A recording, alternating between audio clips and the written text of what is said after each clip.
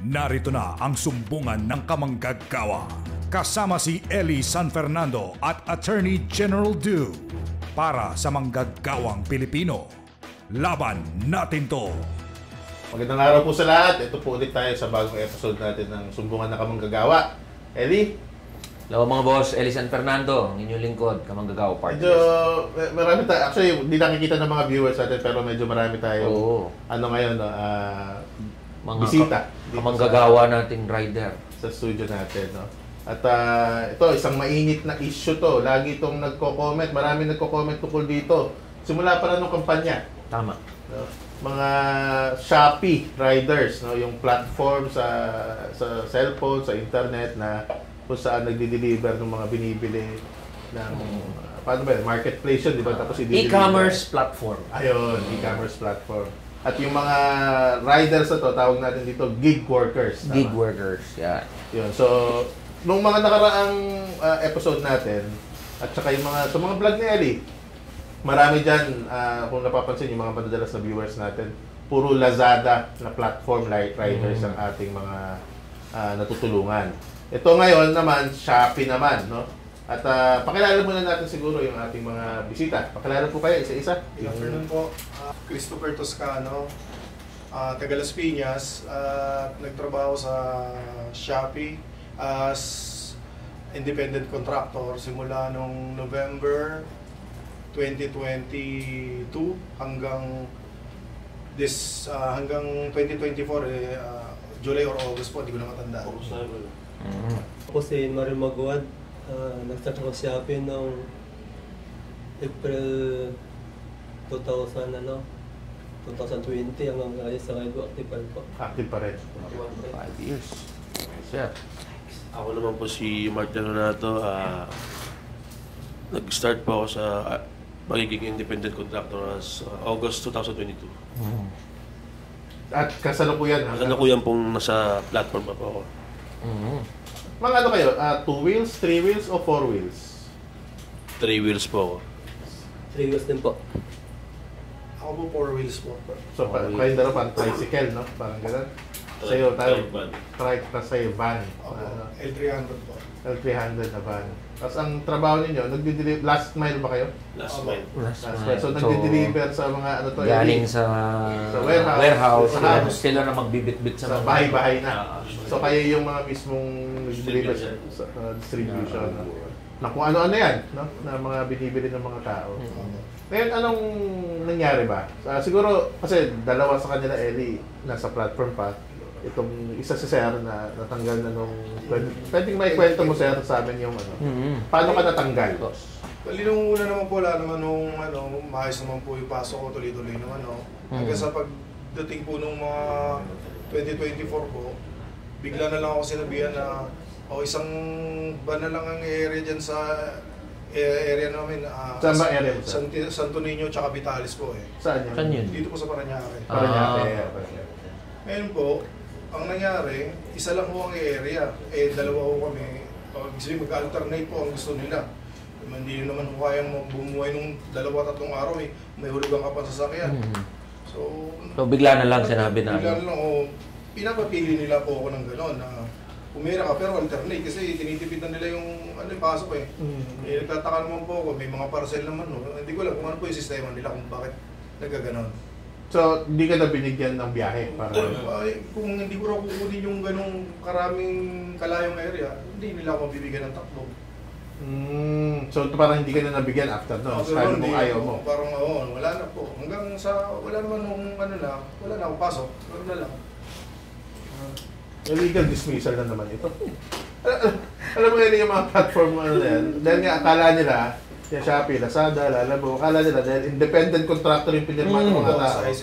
Diba? Akala nila, anytime, pwedeng tanggalin. Kasi kapag ka-contractor, anytime talaga naman eh. Pwede kang tanggalin ayon sa kontrata. Pero kasi, dahil nga, ang ating pinaglalaban dito, regular sila dapat na empleyado. Hindi sila pwedeng tanggalin basta-basta. Hindi pwedeng bawasan yung biyahe mo, basta-basta. Arbitrarily. Hindi arbitrary na tanggalin sa trabaho. So, illegal dismissal. Pero, sa inyong dalawa, Sir, Paano? ano bang gusto niyong idulog sa sumbungan ng kamanggagawa? Ang nahabol namin doon, sir, like dun sa nilaban ng mga before na napanood namin mga Lazada rider na inahabol is regularization po para sa aming mga independent contractor po. Wala po kami benefits po or insurance po kung saan. Wala lahat. No? Kasi Wala po independent lahat. contractor. Po, wala po. SSS, PhilHealth, Pag-ibig. Wala po. Yun na naman po yung sa amin na sa loob ng 4 taon po namin is wala po kami nakukuha Tama. benepisyo. Saan hub ka, sir? Kami po ngayon is nasa DASA Hub po. Saan yan? Paranaque po. Paranaque na yun. DASA Hub po.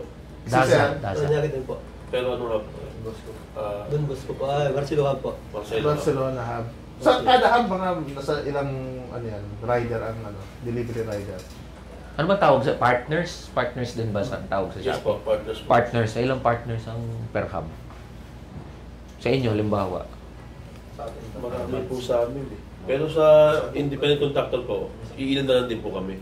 Kasi karamihan po sa amin po sa hub po, puro agencies na.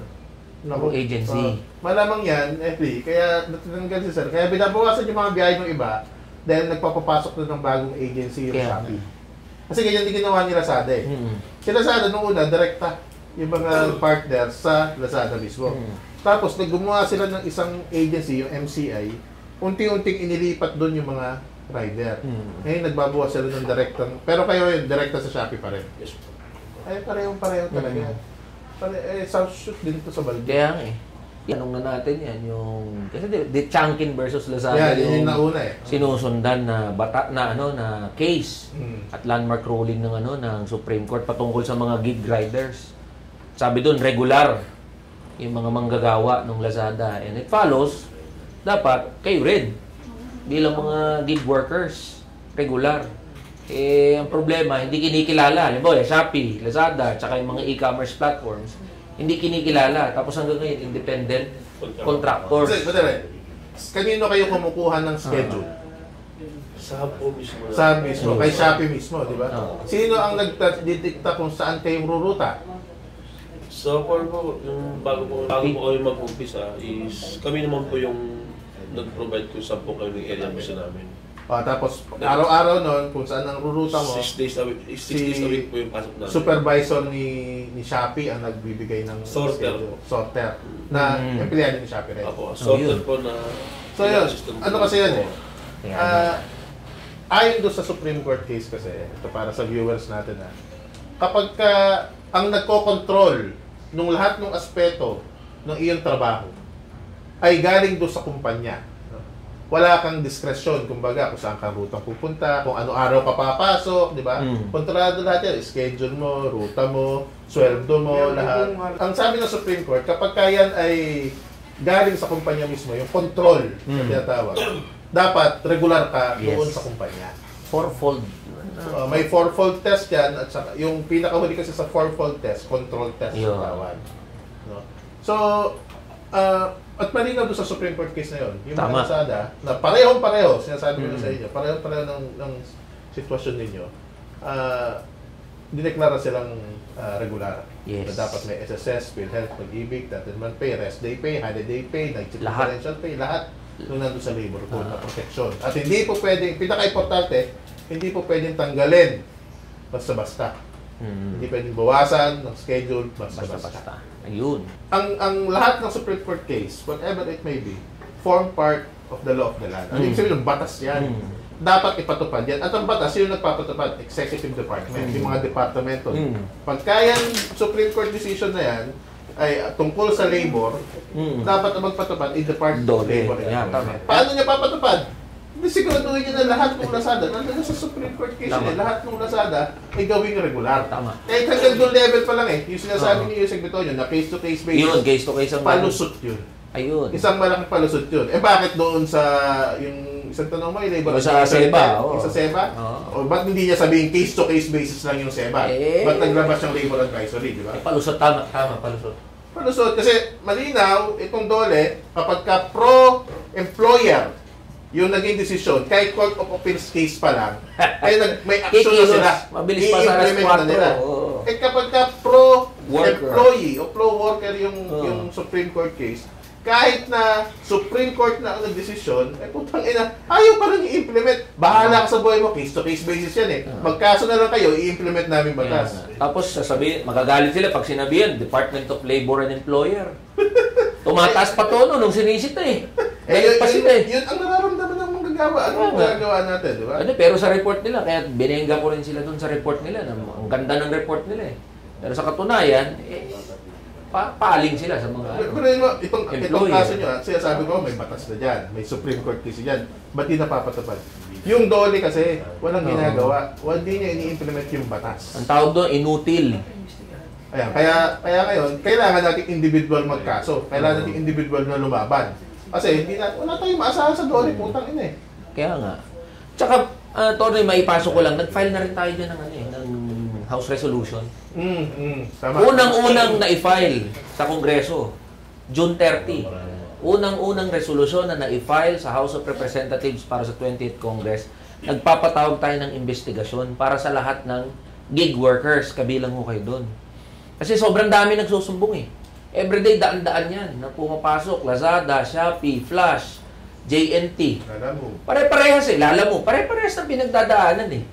At supposedly, pwede nga, tama yung binabanggit ni Tony, pwede nga sana na masolusyonan o matubunan yung ganyang problema kung uma-action lang yung Dole. Kamalas natin, meron tayong secretary of Employer. Secretary of Labor and Employer. Paano bang ipa-inspect niya? Within visitorial powers niya eh. Ito nakakatawa, Tony. Mataas ang ang report nila pagdating sa inspection, 90+%. So sumusunod daw sila. Ito, kaya binanggit ko, parang mga ganda ng report nyo, pero sa katunayan, di naman talaga nangyayari yan eh. Ano sagot ni Secretary Laguesma? Di naman namin sinusugarcoat yan. Ito, Secretary Ayan Secretary, andito yung mga manggagawa Kasabihin pa, pahingi daw sila ng listahan. Trabaho nyo, sa amin yung papakarga. Trabaho nyo pala. Kaya at least, sa kamanggagawa party list, meron agad pwedeng, may mga aksyon na tayong ginagawa dyan. At sisiguraduhin ko, sa mga kasama natin, mga kamanggagawa natin, hindi tayo titigil ng mga lampag. Especially, part tayo ng Committee on Labor and Employment. At doon pumasok yung resolusyon. Di patawag natin yung mga yan. Patawag natin sa Kongreso yung mga yan. So, tuloy-tuloy naman yung ginagawa natin. But in the meantime... Immediately, kaya natin i-assist kayo sa pag-file ng kaso. Illegal dismissal sa regularization. Isama nyo na lahat yung mga kasama nyo sa sumama. Ano yan kasi, strength in numbers yan eh. Pag mas marami yung nag-file, mas malamang-lamang, mas malakas ang chance ang manalo, at saka mas malamang-lamang, hindi kayo gigipitin. Tama. Bakit? Pag marami nag-file, hindi naman niya kaya kayong panggalin. Kaya nananawagan din ako sa mga kasama ninyo, mga boss. Wag lang wait and see. Titignan nyo, mga kasama nyo, sila muna mag-file bago kayo mag-file. Sila muna lumaban bago kayo lumaban. Hindi. Tapat ngayon pa lang, ako na nagsasabi sa inyo mga boss, sa parehas na paraan na lumaban ang mga Lazada riders at nanalo sila, dapat lumaban din ang mga Shopee partners natin, mga kamanggagawa natin sa Shopee. Wala ho kayong dapat ikatakot kasi nga Supreme Court na ang may ruling dito. At naipapanalo naman natin itong mga kaso. Daan-daan na nga eh. At nandito tayo para tulungan sila. Hindi lang kami dalawa ni Eli, lahat ng staff, lahat. Paralegal, hindi lang po kami dalawa ito. Buong team po ito. Mahirap kasi ipaglaban yung karapatan ninyo mga boss kung hindi kayo mismo ang lalaban para sa karapatan nyo. Kaya nananawagan tayo sa mga bossing natin, mga boss, walang dapat ikatakot. Nandito po kami, magkakasama tayo dito. So yun. So, abangan na lang natin siguro. Bibigay tayo ng update siguro sa mga manonood natin kung paano natin matulungan itong mga Shopee riders natin. At asahan po ninyo, natututukan po natin.